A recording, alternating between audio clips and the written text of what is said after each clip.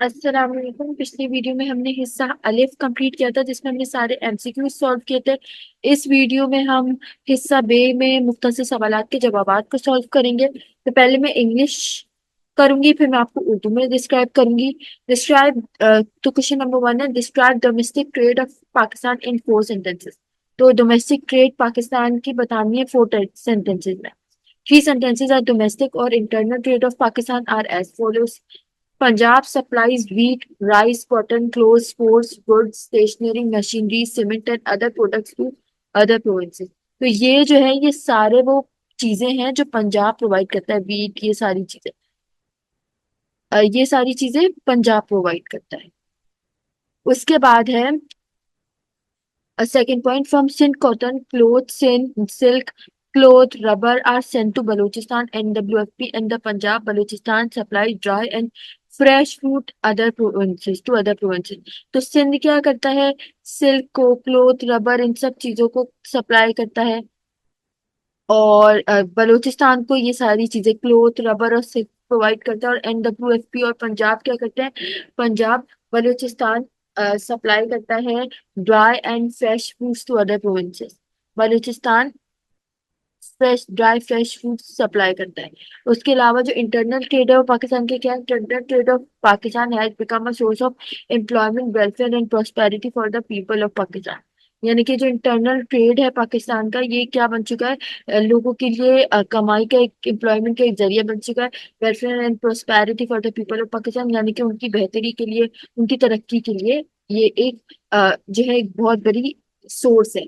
It is a source of distribution of goods, their sale and purchase within the country। तो ये क्या होती है, इससे गुड्स, जो चीजें, अशिया वगैरह लोगों को जरूरत होती है, वो कंट्री के अंदर आराम से सप्लाई हो जाती है। अब ये मैं आपको उर्दू में समझाऊंगी। पाकिस्तान में घरेलू, जो लोग उर्दू में कर रहे हैं वो उर्दू में समझेंगे। पाकिस्तान में घरेलू तिजारत की तफसील 4 जुमलों में बयान करें। पाकिस्तान में घरेलू या दाखिली तिजारत के बारे में दुनिया 3 जुमले दर्ज झेल हैं। पंजाब दीगर सूबों को गंदम, चावल, कपास, कपड़े, खेलों के सामान, स्टेशनरी, मशीनरी, सीमेंट और दीगर मसनूआत फराहम करता है। तो पंजाब जो है ये सारी चीजें फराहम करता है।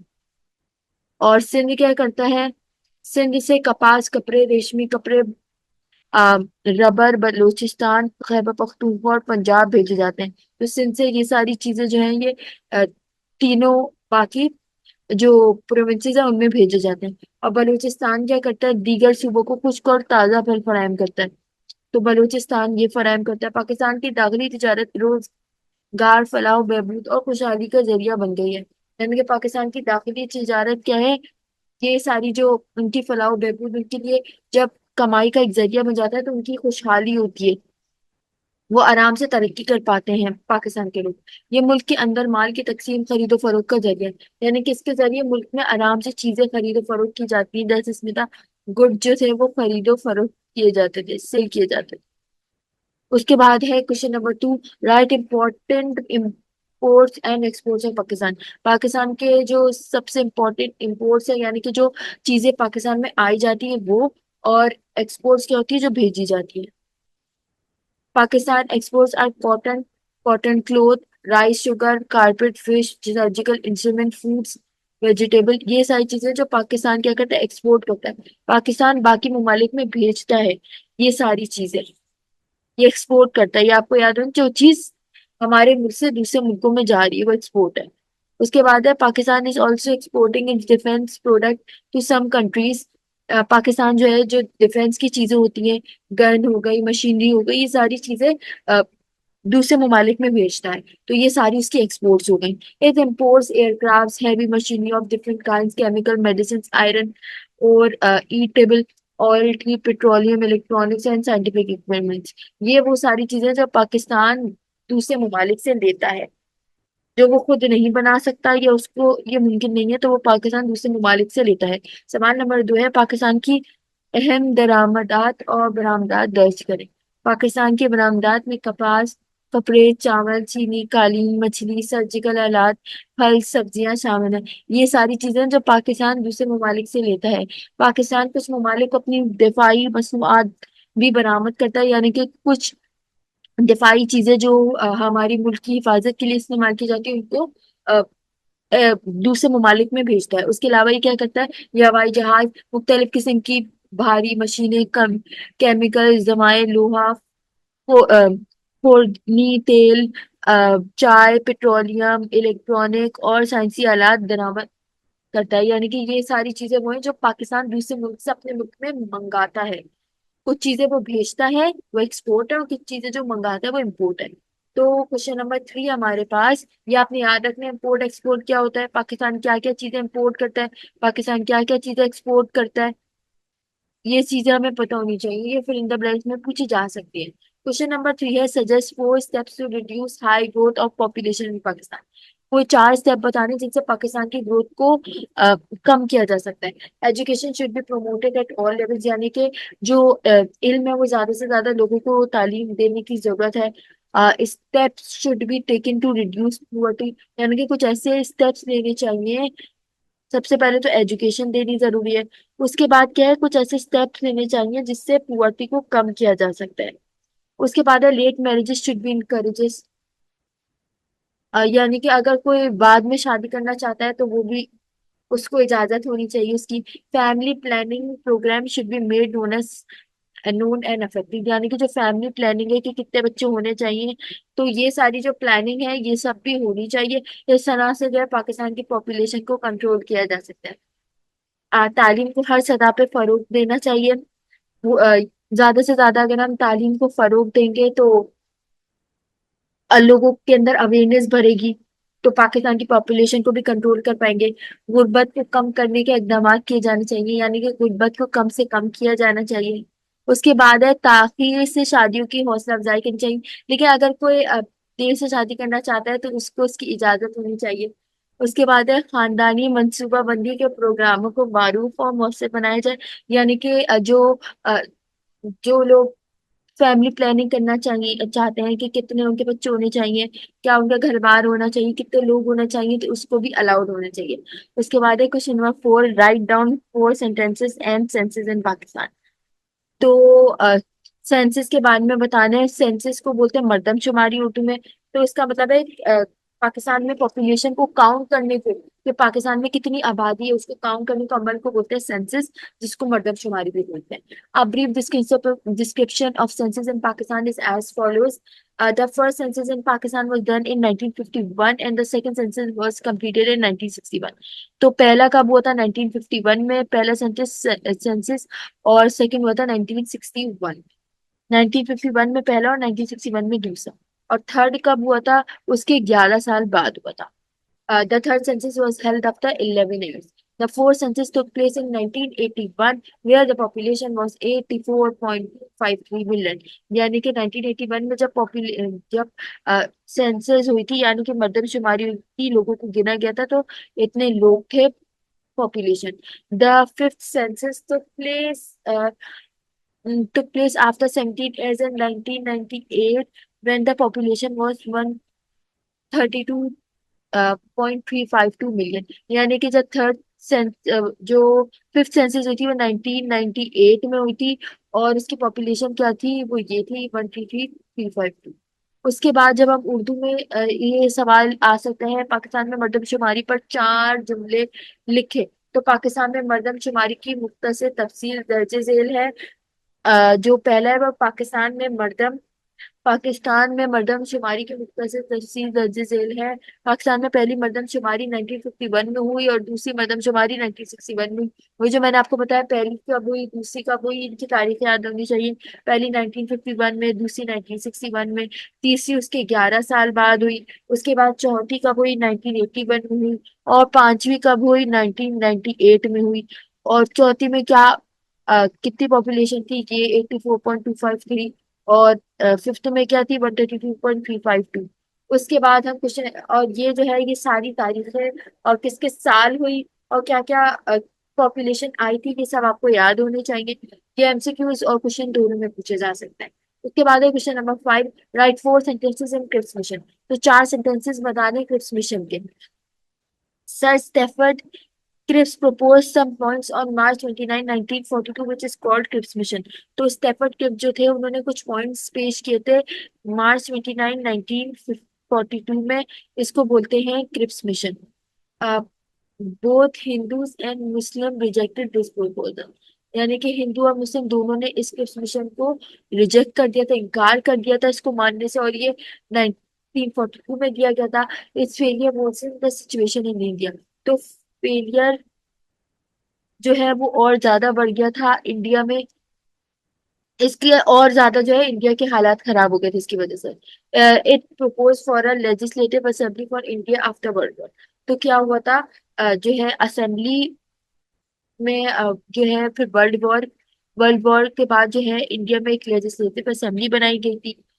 तो क्रिस मिशन के बारे में चार सेंटेंसेस इस तरह कंप्लीट हो जाते हैं। अब हम उर्दू में बोले तो हम क्या बोलेंगे, क्रिस मिशन पर चार जुमले लिखे। तो पहला क्या होगा, सर स्टेफर्ड क्रिप्स ने 29 मार्च 1942 को कुछ निकात पेश किए जिन्हों क्रिस मिशन कहा जाता है। तो ये कुछ निकात हैं जो क्रिस मिशन ने दिए थे। उसके बाद है हिंदुओं और मुसलमान दोनों इस तजवीज को मुस्तरद कर दिया, और यानी कि हिंदू और मुसलमान दोनों ने इस क्रिस मिशन का इनकार कर दिया था।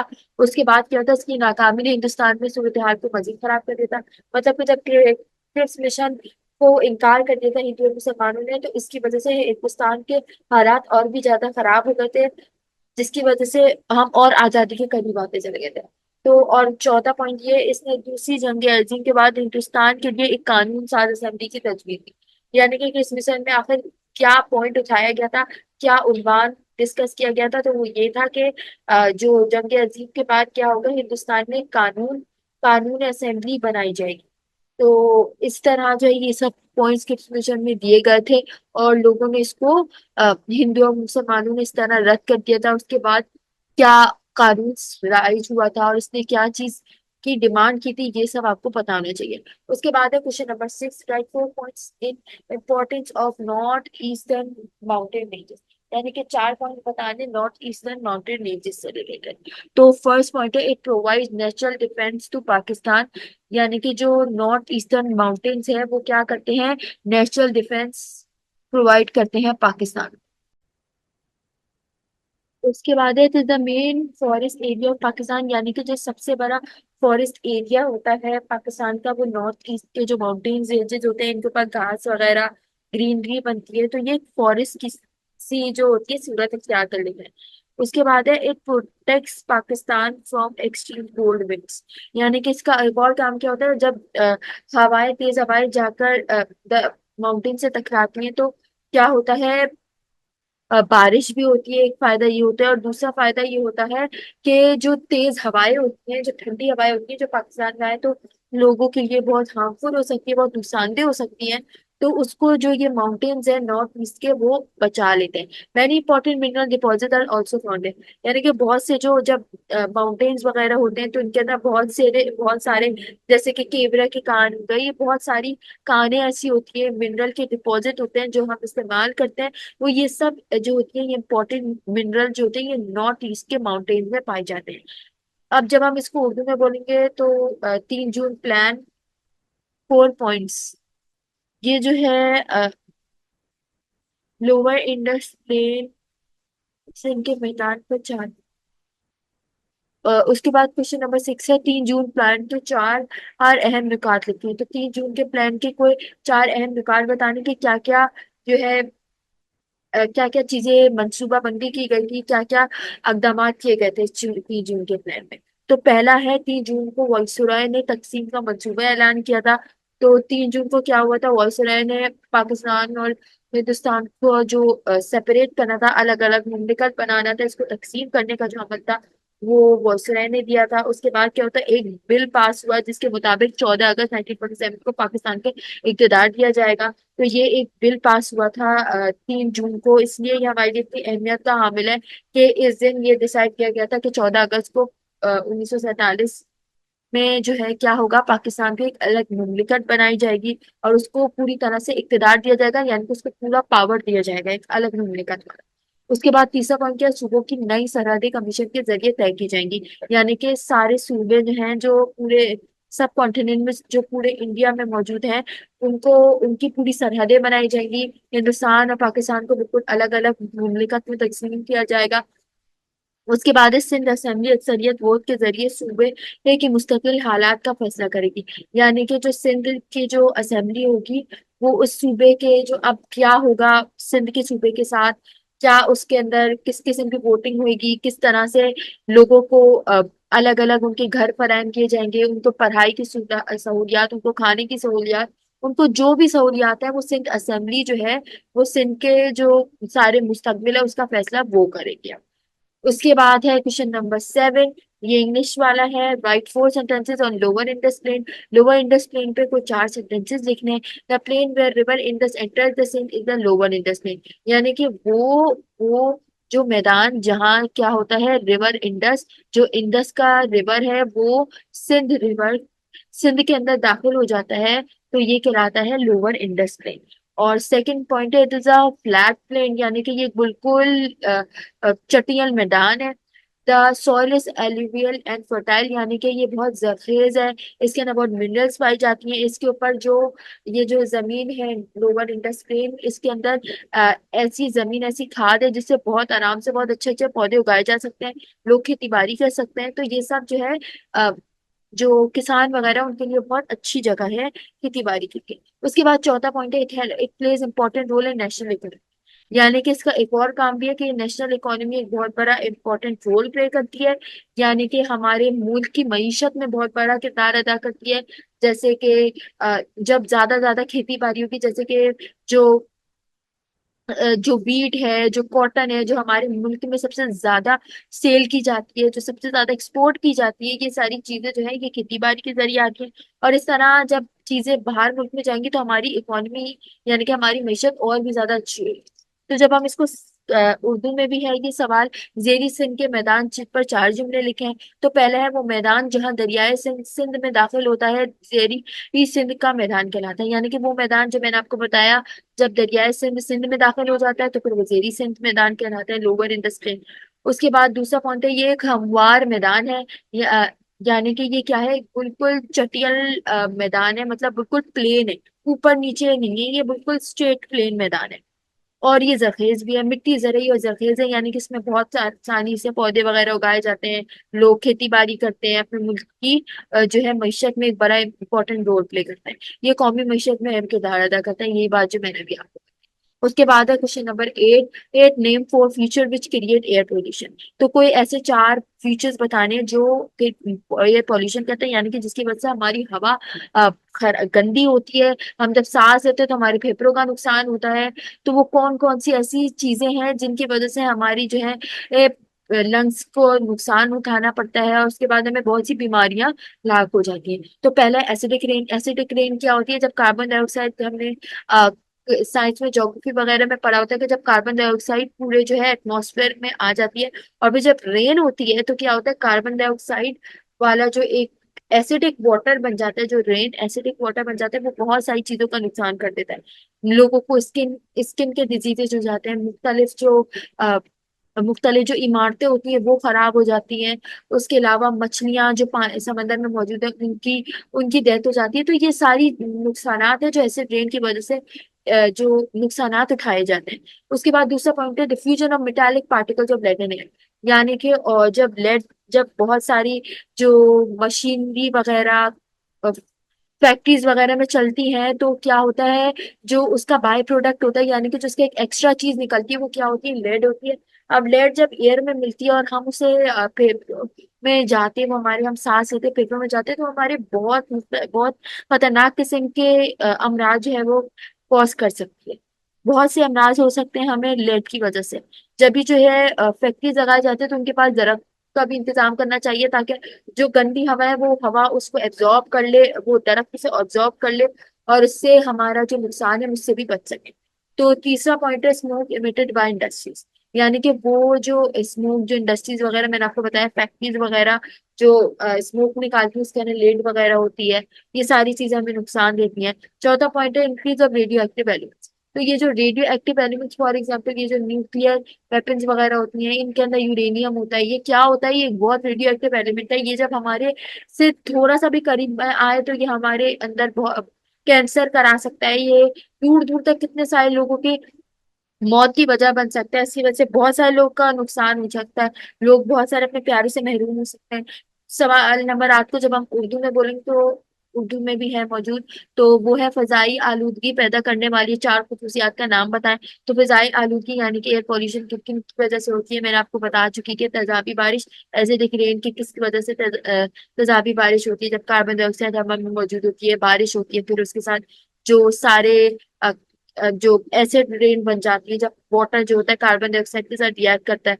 अब ये सारी चीजों से क्या क्या नुकसान होता है, तो ये तेजाबी बारिश की का जो है वजह बनता है। उसके बाद है हवा में शीशे की धाती ज़रात का फैलाव, वही जो लेड वगैरह जो है हवा के अंदर मिल जाती है, जो हम फेफड़ों के जरिए से सांस लेकर फेफड़ों में जाते हैं, तो हमारे लिए कितने नुकसान का बाइस बनता है। उसके बाद तीसरा सनतों से निकलने वाला धुआं, वही जो फैक्ट्रीज वगैरह के जरिए, इंडस्ट्रीज के जरिए जितना अ, खराब धुआं निकलता है मशीन के जरिए, फिर जब हम उसे सांस लेते हैं हमें कितना नुकसान पहुंचाता है, कितने लोगों की डेथ हो जाती है उसकी वजह से। उसके बाद है तापकार अनासिर का इजाफा, वही जो मैंने आपको बताया कि न्यूक्लियर वेपन्स की वजह से रेडियो एक्टिव जो है ये यूरेनियम वगैरह, ये सब चीजें हमें वृद्धि तो देती है लेकिन हमारा बहुत सारा नुकसान भी करा देती है।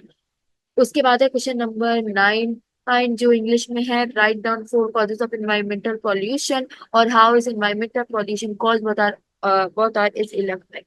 यानी कि एनवायरमेंटल पॉल्यूशन की कुछ कुछ वजूहात बतानी है पूरे एनवायरमेंट में। अब एनवायरमेंट तो में सारी चीजें शामिल हो सकती है, हवा का भी हो सकता है, जमीन का, नॉइस का, ये सारी एनवायरमेंटल पॉल्यूशन में आती है। उसके बाद ये किस वजह से होता है, ये क्यों होता है, और इसकी वजह से क्या क्या नुकसानात हमें झेलने पड़ते हैं, ये सब हमें चार पॉइंट्स में बताना है। The important concept environmental pollution are following, जो चार इंपॉर्टेंट इन्वायरमेंटल पॉल्यूशन के क्या क्या कॉजेज है वो ये है: smoke, suit, carbon dioxide and carbon monoxide में द एनवायरमेंटल पॉल्यूटेड। यानी कि ये सारी जो चीजें, स्मोक है, धुआं है, कार्बन डाइऑक्साइड है, कार्बन मोनोऑक्साइड, कार्बन डाइऑक्साइड में दो ऑक्सीजन होते हैं, इसके अंदर कार्बन मोनोऑक्साइड में एक ऑक्सीजन होता है, लेकिन ये उससे ज्यादा हार्मफुल होता है। तो ये जो हार्मफुल होता है इसकी वजह से बहुत सारे नुकसान झेलने पड़ते हैं, ये सारे इन्वायरमेंटल पॉल्यूशन की वजह बनते हैं। उसके बाद सेकंड पॉइंट है the oil gas coal used to run motor cars, airplanes and ships. यानी कि ये सब जो ऑयल गैस और कोल वगैरह को, जिनको हम गाड़ियों में इस्तेमाल करते हैं, हवाई जहाज बनाने में इस्तेमाल करते हैं, किश्तियों में इस्तेमाल करते हैं, ये क्या करते हैं, they produce that smoke which causes to produce environmental pollution. तो अब इनकी वजह से क्या होता है, एनवायरमेंट पूरा पॉल्यूट होता है। आपने देखा होगा गाड़ियों से और शिप्स वगैरह से काले रंग का धुआं निकलता है, ये क्या होता है, ये वही तो ऑयल के जब जलता है, कोल जलता है, ये सारा ये सब नुकसानदेह होता है हमारे लिए, जिसकी वजह से हम कितने कितने सारे मुख्तलिफ डिजीजेस का शिकार हो सकते हैं। उसके बाद थर्ड है the excretion of the waste from the factories produces air and water pollution. तो क्या होता है जब फैक्ट्रीज वगैरह जो है ये वाटर पॉल्यूशन कराती हैं। वाटर पॉल्यूशन ये भी एक एनवायरमेंट पॉल्यूशन का ही एक एग्जाम्पल है। वाटर पॉल्यूशन में क्या होता है, जब फैक्ट्रीज वगैरह जो इनकी जो गंदा जो वेस्ट प्रोडक्ट्स होता है, तो ये क्या करती है, उसको समंदर में बहा देती हैं, उसकी वजह से फिशेस का नुकसान होता है, फिशेस को हम खाते हैं तो हमारा नुकसान होता है। इस तरह हम सबको जो है, जो हम कर रहे होते हैं, जो हमारा, इसी तरह हमारे ही नुकसान हो रहा होता है, किसी और का नहीं हो रहा होता। उसके बाद चौथा पॉइंट है the deposition of human and animal waste in the earth produces land pollution. यानी कि जो डिपोजिशन होता है इंसान का, एनिमल्स का, ये जो वेस्ट होता है ये क्या करता है, लैंड पॉल्यूशन कराता है। ये जो हम लैंड पॉल्यूशन करते हैं, हम कचरा फेंक देते हैं, हम जो चीजें खाते हैं उनको सही तरीके से डिकम्पोज नहीं करते, तो ये क्या होता है, ये लैंड पॉल्यूशन की वजह बनता है। इसी वजह से और कीड़े आते हैं और जरासीम आते हैं, और ये सब हमारी ये बीमारियां के जो है वजह बनते हैं। उसके बाद जब हम इसे उर्दू में बोलेंगे तो क्या होगा, माहौलियाती आलूगी को चार वजूहात दर्ज करें। ये माहौलियाती आलूगी की किसी आलूगी कैसे पैदा होती है, इसके नुकसान क्या है। तो ये वही माहौलियाती जो आलूगी है वो क्या है, एनवायरमेंटल पॉल्यूशन है। इसमें पहला क्या मैंने आपको बताया था, धुआं, राख, carbon dioxide, oxygen, carbon monoxide माहौल को आलूदा करते हैं, यानी कि माहौल को गंदा करते हैं, एनवायरमेंट को गंदा करते हैं। इसकी वजह से फिर हमारे ही सांस लेने में नुकसान होता है।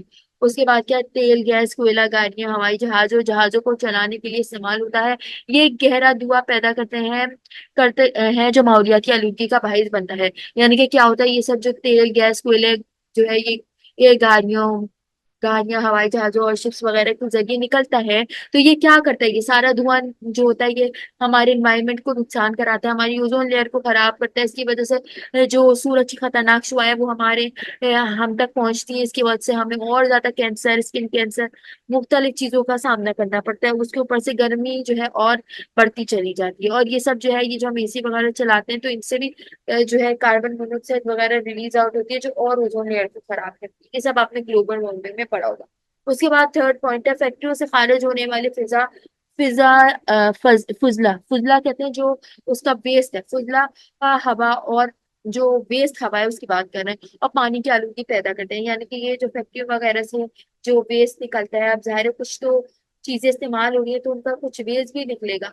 तो अब उन सब चीजों को वो क्या करते हैं, पानी में बहा देते हैं। उसकी वजह से फिर हमारे ही जो हम पानी से चीजें निकली, समंदरी जो चीजें हम खाते हैं उनसे हमें नुकसान होता है। ये सब हमारी जो है हमारी हेल्थ को नुकसान पहुंचाते हैं। उसके बाद है इंसान और जानवरों के फुजले का जमीन में जमा जमा होना जमीनी आलूगी पैदा करता है। यानी कि जो इंसान जानवर वगैरह का ये जो सारा वेस्ट होता है, कचरा वगैरह, ये सब क्या करता है, ये सब लैंड पॉल्यूशन, जमीनी आलूगी में की वजह बनता है। अच्छा, तो ये जो पहले वाला सवाल था एयर पॉल्यूशन, इसमें सिर्फ हमने हवा के बारे में ही बताना है, लेकिन इन्वायरमेंट में हमने लैंड का भी बताया, हमने लैंड पॉल्यूशन के बारे में भी बताया, हमने वाटर पॉल्यूशन के बारे में बताया, हमने एयर पॉल्यूशन के बारे में बताया। तो सब कुछ आ गया एनवायरमेंटल पॉल्यूशन के अंदर, जिसको क्या बोलते हैं, माहौलियाती आलूगी बोलते हैं। उसके बाद क्वेश्चन नंबर 10 है, what do you know about the festivals of non Muslim of Pakistan. कि आपको जो नॉन मुस्लिम ऑफ पाकिस्तान उनके फेस्टिवल्स के बारे में क्या क्या पता है। तो उसका कुछ शॉर्ट रिव्यू देना है हमने। A short review of the festival of non Muslim of Pakistan is following. तो पहला है वो क्या है, the Christmas of Pakistan and all over the world celebrate the birth of Jesus the Christ of 25 December and the Easter her festival in April. वैसे तो हम मुसलमान हैं, लेकिन अ, जो हजरत ईसा को मानते हैं वो क्रिश्चियंस होते हैं, वो क्या करते हैं, हजरत ईसा जिसे वो अपना जीसस बोलते हैं, उसकी उनकी जो है पैदाइश 25 दिसंबर को वो मनाते हैं। ये एमसीक्यू में भी आता है, ये आपको याद होना चाहिए। इसको वो अपना ईस्टर फेस्टिवल भी बोलते हैं। ये अप्रैल को होता है। ईस्टर फेस्टिवल भी होता है इनका, और वो कब होता है, अप्रैल में होता है। और जो क्रिस की जो पैदाइश की है वो 25 दिसंबर की है। उसके बाद होता है हिंदूज हिंदूज और सिख के बारे में बात करते हैं। The Hindus and Sikh in Pakistan also celebrate the festival Diwali, Ramlila, Holi, Rakhi Bandhan, Rakshabandhan and Baisakhi etcetera. तो ये वो सारे फेस्टिवल्स हैं जो हिंदू और सिख वगैरह मनाते हैं। ये सब ये पूछे जा सकते हैं, वैसे आपको पता होनी चाहिए बस। उसके बाद question number 3, all sorry point number 3, all Pakistan share the feeling of happiness and festivity on the festival of non मुस्लिम। तो यानी कि जो सारे पाकिस्तानी लोग हैं जो सब खुशियां एक साथ मनाते हैं, वो बेशक नॉन मुस्लिम है लेकिन वो हमारे मुल्क का हिस्सा है, तो वो पाकिस्तानी है, तो हमें भी उनको कोई भी किसी भी चीज से रोकना या मना करने का कोई हक या अख्तियार नहीं। उसके बाद क्वेश्चन नंबर 10 है, पाकिस्तान के गैर मुसलमानों के त्योहारों के बारे में आप क्या जानते हैं। यही जब हम उर्दू में ट्रांसलेट करेंगे तो क्या होगा, जैसे जब ये उर्दू में आएगा तो पाकिस्तान के गैर मुसलमानों के त्योहारों का एक मुख्तसर जायजा दर्ज झेल है। ठीक है, तो पहला क्या है, पाकिस्तान और दुनिया भर में मसीही 25 दिसंबर को हजरत ईसा अलैहिस्सलाम की पैदाइश और अप्रैल में ईस्टर का त्योहार मनाते हैं। तो यही जो मैंने आपको बताया 25 दिसंबर को वो क्या करते हैं, हजरत ईसा की पैदाइश का वो मनाते हैं, और अप्रैल में वो क्या करते हैं, ईस्टर मनाते हैं, ईस्टर का त्योहार मनाते हैं। उसके अलावा पाकिस्तान में हिंदू और सिख अपने त्योहार देवी, रामलीला, होली, राखी बंधन अ, और बैसाखी वगैरह भी मनाते हैं। तो ये हिंदू और जो सिख होते हैं वो ये त्योहार मनाते हैं। पाकिस्तान के तमाम लोग गैर मुस्लिम के त्योहार पर उनकी खुशी और जश्न में शरीक होते हैं। तो पाकिस्तानी लोग क्या करते हैं, उन गैर मुस्लिम को भी उनकी खुशियों में भी शरीक होते हैं, उनको अकेला नहीं छोड़ते। फिर है हमारे पास सवाल number 11, name any four saint of Pakistan and mention where do they belong. तो जो कौन से मारूफ जो है, जो मशहूर बुजुर्ग वगैरह हैं पाकिस्तान के, उन सबको बताने और किधर किधर से उनका ताल्लुक है। जैसे सिंध से कौन है, सिंध से कौन है, शाह अब्दुल लतीफ है, शाह अब्दुल लतीफ बिदाई। और लाहौर से कौन है, हजरत दातागंज बख्श है। और दराजा से क्या है, हजरत शसन सरमस्त है। उसके बाद इस्लामाबाद से क्या है, हजरत अब्दुल लतीफ इमाम है। उसके बाद सवाल नंबर 11 है, यही जो इसको जब हम उर्दू में भी पूछा जा सकता है, जो उर्दू में पेपर देंगे उसके लिए है, कोई चार मारूफ बुजुर्ग के नाम और उनके ताल्लुक के शहर के साथ तहरीर करें। तो शाह अब्दुल लतीफ वही है। ये सारा सेम है जो इंग्लिश में है, बस आपने उर्दू में लिखना है इसे। शाह अब्दुल लतीफ बिटाई सिंध के भट में, हजरत दाता गंज बख्श लाहौर में, हजरत सच्चा सरमद दराजा में, हजरत अब्दुल लतीफ इमाम इस्लामाबाद में। उसके बाद सवाल नंबर 12 है state any four reason for fall of east Pakistan. तो कोई 4 रीजन बताने जिसकी वजह से ईस्ट पाकिस्तान से हम बांग्लादेश बोलते हैं वो अलग हुआ। तो पहला पॉइंट है geographical geographical location. Yes, both the parts of East and West Pakistan were separated from each other by the distance of 1600 kilometers that prevented the people of both parts from coming closer to each other and lead to misunderstanding. तो geographical location भी एक बहुत बड़ा reason था जिसकी वजह से east Pakistan हमसे अलग हुआ, क्योंकि पाकिस्तान और बांग्लादेश में कितने मील का फासला था, 1600 किलोमीटर का फासला था। इसकी वजह से अब जब वो दूर दूर रहते थे तो इंडिया को अच्छा मौका मिल गया था, वो और मिसअंडरस्टैंडिंग और दरारें हमारे हम लोग के दरमियान पैदा करता था। उसके बाद जो है लैंग्वेज इशू की आती थी। The people of east Pakistan continued 52% of Pakistan population, so they demanded Bengalis as the national language, which was not acceptable by the people of West Pakistan। यानी कि क्योंकि जो है ज्यादा 52% जो पाकिस्तान की पॉपुलेशन थी वो क्या थी, बंगाली थी। तो इस तरह से बंगाली लोग चाहते थे कि जो बंगाली जबान है वो नेशनल लैंग्वेज बन जाए, लेकिन जो वेस्ट पाकिस्तान के लोग थे उन्होंने मना किया, क्योंकि उन लोगों को तो बंगाली नहीं आती, सिर्फ इस पाकिस्तान को ही बंगाली आती है, यानी कि बंगालियों की बांग्लादेश के लोग को ही बंगाली आती है। तो उसकी वजह से वो भी एक वजह बनाता है। उसके बाद है प्रोविंशियल ऑटोनॉमी। प्रोविंशियल ऑटोनॉमी क्या थी? Political leader of east Pakistan wanted provincial autonomy which was not granted. यानी कि जो ईस्ट पाकिस्तान के लोग थे, जो बंगाली लोग थे, वो चाहते थे कि उनको प्रोविंशियल ऑटोनॉमी मिले, यानी कि उनको आजादी मिले, उनको अपने जो सूबा अपनी मर्जी से चलाने के इख्तियार हो, लेकिन उनको ये चीज मिली नहीं, प्रोविंशियल ऑटोनॉमी नहीं मिली थी। तो ये भी एक वजह बनी थी उनका अलग होने की। उसके बाद चौथा है इंटरनेशनल कॉन्स्पिरेसीज। इंटरनेशनल कॉन्स्पिरेसी से तो हमें सबसे पहला हमें पता है कि इंडिया से बड़ा तो हमारा दुश्मन कोई हो नहीं सकता। As Pakistan was the biggest Islamic state, so the western power like America, Britain and Russia supported Indian aggression against Pakistan. यानी कि जो अमेरिका, ब्रिटेन, रशिया वगैरह थे, इनको तो मौका मिल गया था पाकिस्तान और जो हमारा ईस्ट पाकिस्तान और वेस्ट पाकिस्तान के दरमियान में लड़ाई कराने का। तो उन्होंने इसका मौके का खूब फायदा उठाया और इस तरह मुल्क में जो है वो बांग्लादेश को अलग होने का बनाने में वो कामयाब भी हो गए। उसके बाद बार बार है मशरकी पाकिस्तान की तहवील के 4 वजूहात दर्ज झेल है।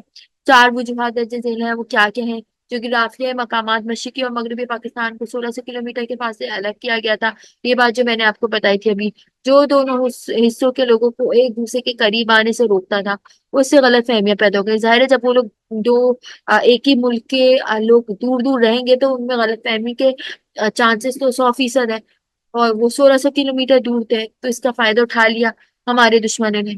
उसके बाद है जबानी मसला। तो मशरकी पाकिस्तान के लोगों का आबादी का 52% हिस्सा था, लिहाजा उन्होंने बंगाली बंगाली को कौमी जबान का मुतालबा किया, जो मगरबी पाकिस्तान के लोगों के लिए काबिल कबूल ना था।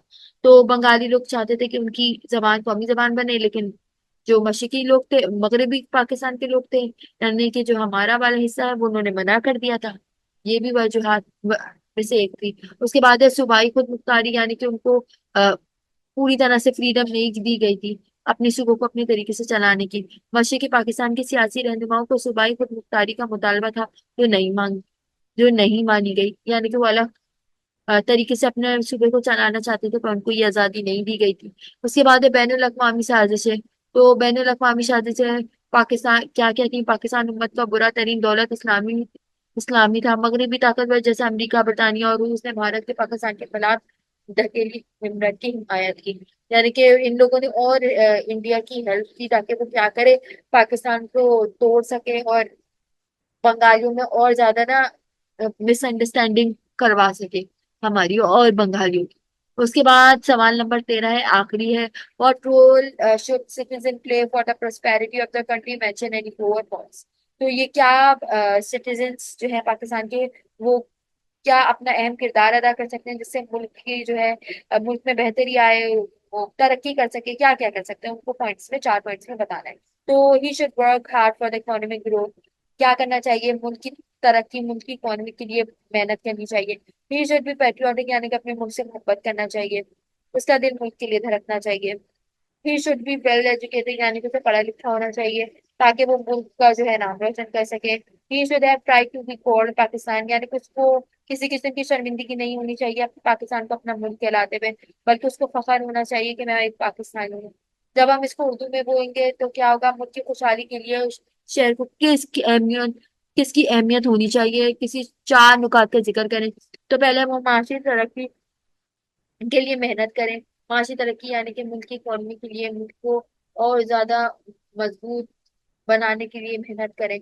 और उसके बाद क्या करें, वो कौमियत होना पसंद होना चाहिए, यानी कि उनको क्या होना चाहिए, अपने मुल्क से मोहब्बत होनी चाहिए। उनको तालीम याफ्ता होना चाहिए, यानी कि उन्हें पढ़ा लिखा होना चाहिए। उसके अलावा होना चाहिए, वो फख्र करना चाहिए कि वो पाकिस्तानी है। या मतलब उन्हें इस बात पर फख्र होना चाहिए कि वो एक पाकिस्तान जैसे मुल्क मुमलिकत का हिस्सा है जो कि इस्लाम के नाम पर हासिल किया गया था। इस पर उन्हें फख्र होना चाहिए, ना कि शर्मिंदगी होनी चाहिए। तो जज़ाकल्लाह, हमने क्वेश्चन नंबर 1 तक, क्वेश्चन नंबर 13, 1 से लेके क्वेश्चन नंबर 13 तक सारे शॉर्ट क्वेश्चन आंसर्स इंग्लिश और उर्दू में दोनों में कवर कर लिए हैं। अब आप जब इन्हें याद करेंगे तो आपके लिए याद करना आसानी हो जाएगी। उस अगली वीडियो में हम क्वेश्चन नंबर 14 से जो है कंटिन्यू करें। जज़ाक